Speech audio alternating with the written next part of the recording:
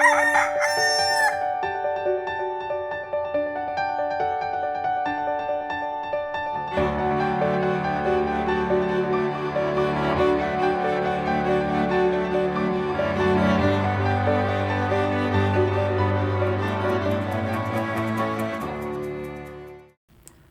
umaga po. Saluhan niyo po muna ako tayo magkapit, pandasal.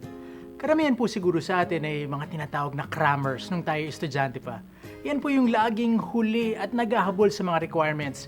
Yung tipong ilang linggo nang inanunsyo kung kailan ang deadline ng project ko ng assignment, pero sa hating gabi pa lamang ng araw bago isubmit, pilit na tinatapos ang mga trabaho.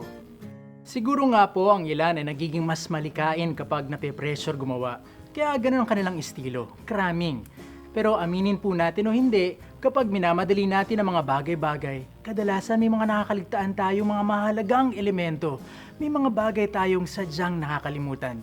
Ang nangyayari tuloy, nasasakripisyo ang kalidad ng ating gawa. Alam niyo po, parang ganyan din po sa ating buhay pananampalataya.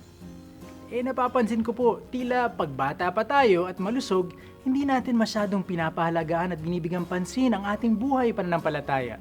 Pero kapag medyo may edad na tayo, kaya may matinding karamdaman, para naman tayo nagkukumahog at nagkakraming na magbalik loob sa Diyos at patatagin ang ating pananampalataya.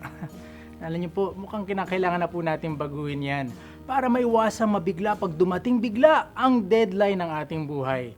Dapat habang bata pa't mas masigla, patatagin na natin ang ating buhay pananampalataya. Kaya't ngayong sumisikat na ang bagong umaga, magpuri na tayo sa ating Diyos. Ako po si Bro Arnold na nagpapaalalang huwag sasayangin ang bagong umaga dahil every morning is a blessing.